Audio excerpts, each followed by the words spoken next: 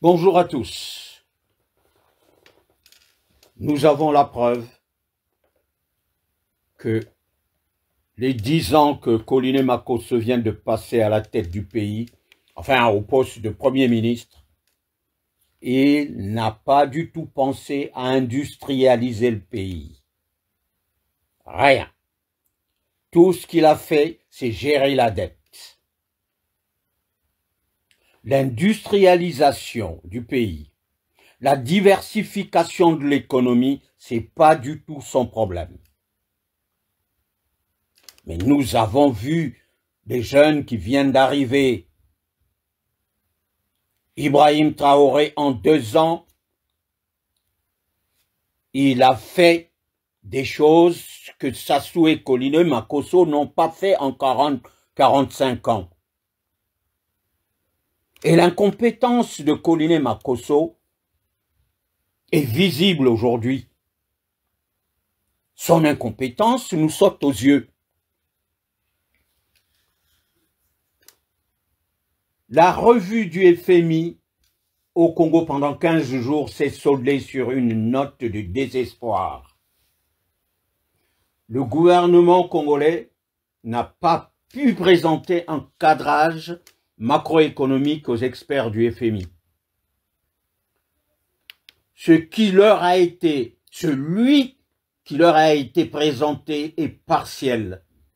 Il n'y ressort que seulement la situation des finances publiques, alors que le FMI attendait que le gouvernement de Makosso lui présente le cadrage macroéconomique de tous les secteurs économiques du pays, à savoir les secteurs productifs, les industries, le pétrole, l'agriculture, les manufactures qui créent de la valeur ajoutée, donc de la richesse.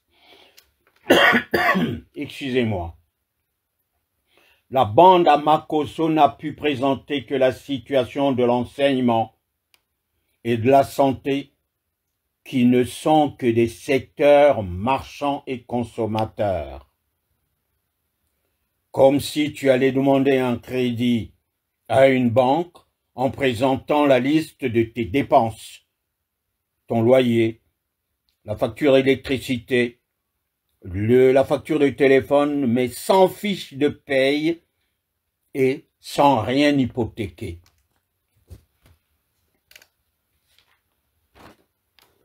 Notre pays doit avoir des secteurs productifs d'État et des entreprises privées qui produisent, qui vendent et qui consomment. Et c'est par ce mécanisme que l'État récupère les taxes fiscales et beaucoup plus d'autres recettes fiscales. Mais l'absence du cadrage macroéconomique de tous les secteurs productifs, le manque de clarté et d'objectivité présenté dans le TOF, c'est-à-dire le tableau des opérations financières du pays, qui trace certains secteurs mais pas d'autres, ont démotivé le FMI, qui n'a pas pu donner au Congo un mémorandum, c'est-à-dire un lot de mesures à respecter, comme à l'époque du défunt Premier ministre Clément Mwamba.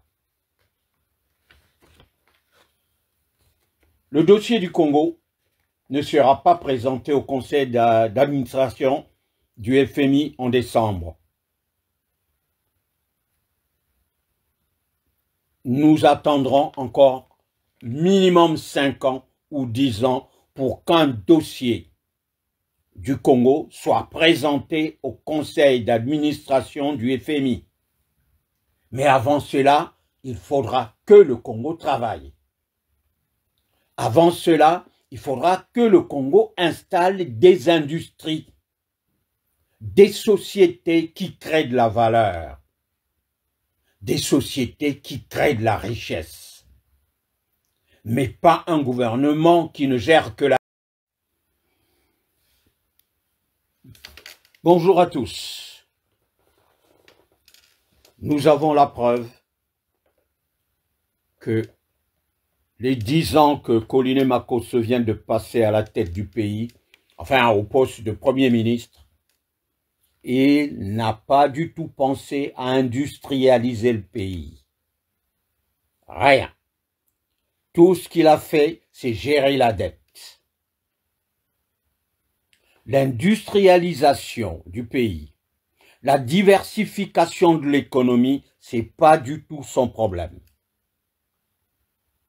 Mais nous avons vu des jeunes qui viennent d'arriver. Ibrahim Traoré, en 2 ans, il a fait des choses que Sassou et Colline Makosso n'ont pas fait en 45 ans.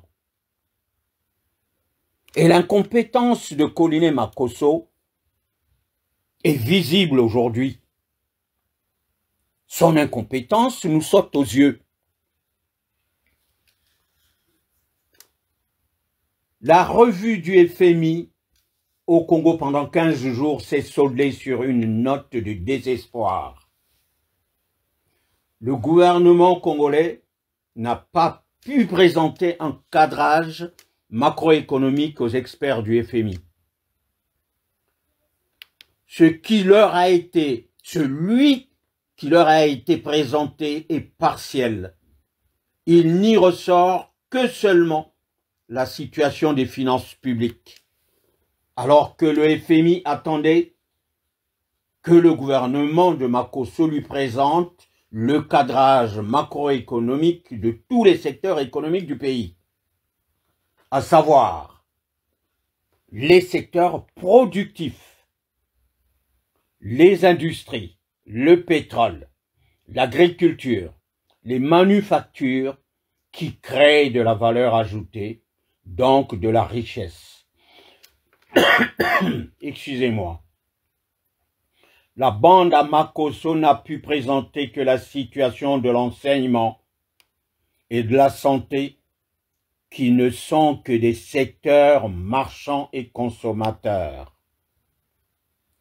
Comme si tu allais demander un crédit à une banque en présentant la liste de tes dépenses, ton loyer, la facture d'électricité, la facture de téléphone, mais sans fiche de paye et sans rien hypothéquer.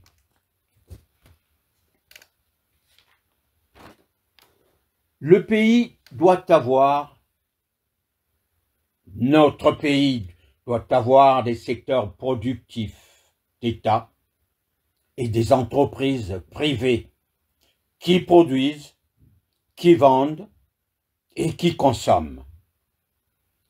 Et c'est par ce mécanisme que l'État récupère les taxes fiscales et beaucoup plus d'autres recettes fiscales. Mais l'absence du cadrage macroéconomique de tous les secteurs productifs, le manque de clarté et d'objectivité